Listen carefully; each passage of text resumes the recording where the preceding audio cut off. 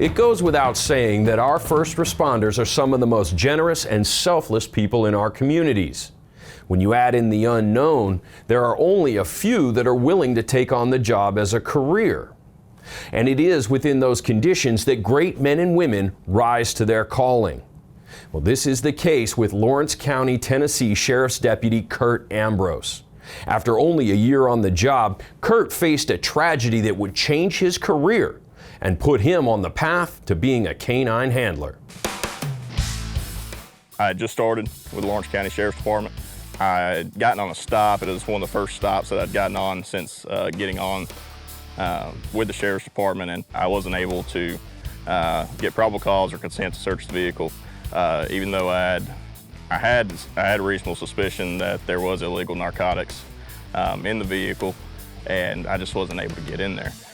We had gotten an overdose call later on that night. It was actually the same people I'd gotten on a traffic stop. Unfortunately, after administering Narcan and medical aid and EMS was working on him, later on, the young man passed away.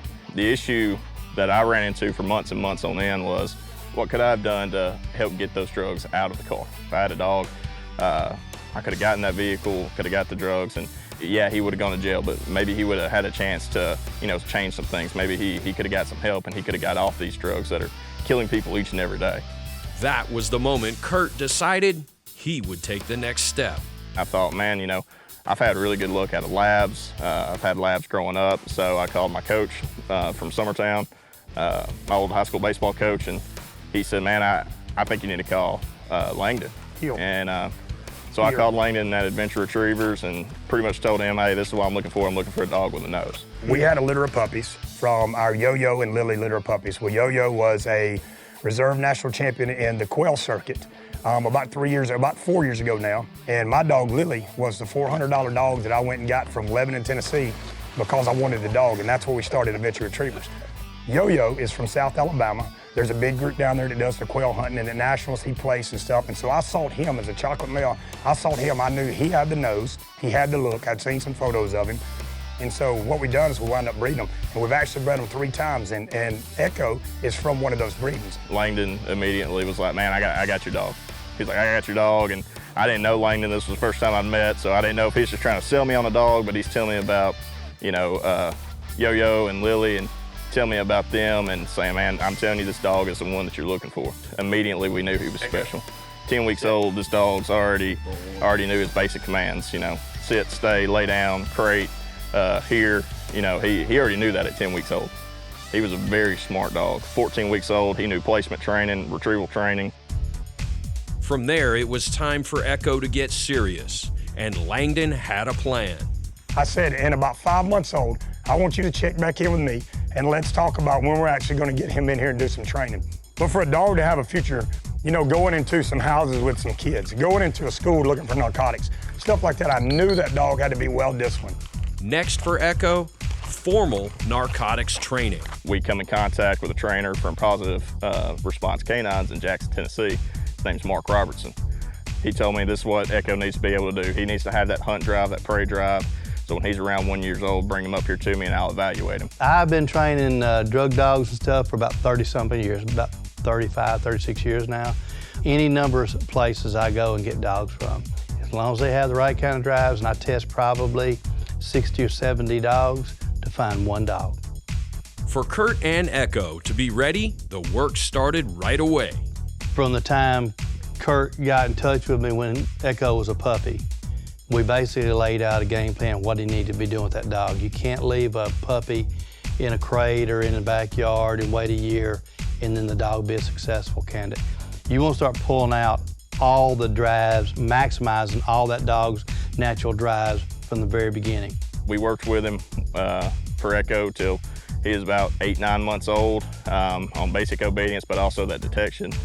We didn't put him on odor until it was time to go to Mark, but we just worked with him on finding toys out in tall grass, out in the field, and anything like that, just getting that hunt drive going. By the time we got him ready to go to Mark, we did 2 passes with some towels and a tall grass, and Mark was ready for him. When you get a good dog that's well-bred, got the proper drives, and is motivated for that reward, It's just a stair step. We start off extremely easy, and each day we just ask them to do a little more, a little more, a little more, a little more. And Ekko just never encountered any issues that were of any problem whatsoever. And Mark's training is state of the industry. I follow the exact training model that I was taught at Front Royal, Virginia with U.S. Customs. It's a 2-month process that's a very regimented. They've trained more drug dogs, successful drug dogs, than any law enforcement agency in the world. Mark's facility is purpose-built for the job. The lockers, old furniture, and appliances, scattered and messy for a reason. They can smell 1,000 odors at one time. They can pick out that one odor in 1,000 that's their target odor. So what we're gonna do is bring them in here, the dirtier the better. Ekko and his training is only one half of the team. The part that's the hardest is the human reward to the dog. Because I say sound like you're in the floor with your 3-year-old baby. Good boy. Get that voice. But when they get around a bunch of other cops or they're on a search warrant, guess what they do? Good dog, good dog. Dogs hear tone, okay? Whoo, that is a good boy, yeah. And they don't want to do that in front of other police officers. The praise energy is not an issue for Kurt. You got to praise that dog until I feel good. And that's what's happened with this team, and that's why they're going to be successful. They are successful and going to be even more successful. Good boy. At Lawrence County Sheriff's Department, we don't have a canine unit. We've never had a canine unit. All our dogs that I know of have been funded by the GI Bill from guys who have been veterans and were formerly in our armed services, where the GI Bill would go and get these dogs trained and pay for these dogs, and we would utilize them. I paid for Ekko myself. I'm not former military or anything. I had to train and pay for his training myself. And these dogs that we're using are our dogs. They're not county dogs. That's not the only barrier. There's the cost of outfitting a vehicle as well.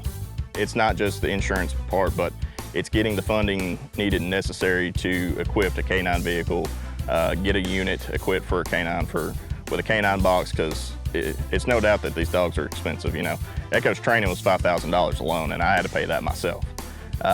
But the canine boxes, I mean, you're looking at tens of thousands of dollars to go inside a marked unit. You've got to have adequate air source. There's just a lot that goes into a canine whenever you come into a department. The good news, the Lawrence County Sheriff, Kurt's boss, wants to make it happen. Yeah, I definitely 100% see that dog with Ambrose on a shift doing his part. Anytime you have a deputy that goes out on his own to do something like this, we're going to accommodate them however we have to. I'm a fighter, you know. I'm going to stand shoulder to shoulder with him and make sure we get this done. But you know, it just takes time. I've learned that when you're working with local government, you got to be patient. Patience and maybe a little outside funding can move this situation along.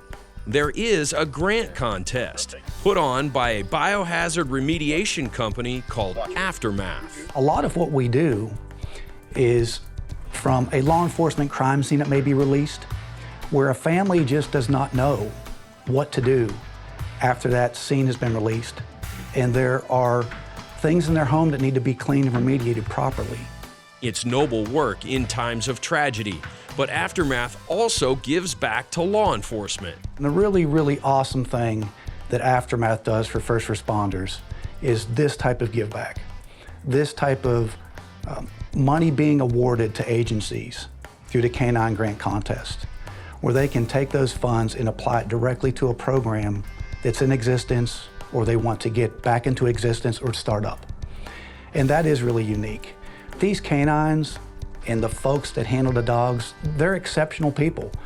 They have to work with their animals constantly. They have to care for those animals at home as part of their family. And we commend them for that at Aftermath. There are 4 grant winners annually, and the winners are decided by popular vote. We want people in the communities to get behind these law enforcement agencies at a time in our country where they need it most. And this is a phenomenal way for them to do it. For now, it's up to Kurt and Ekko to stay sharp and be ready. So this is what we do on a daily basis. We usually do about We'll do 3 or 4 of these, and these are considered article searches. So we'll do about 3 or 4 passes of these. We'll do about 2 or 3 passes on a car, and then we'll do like an open field search, about an acre.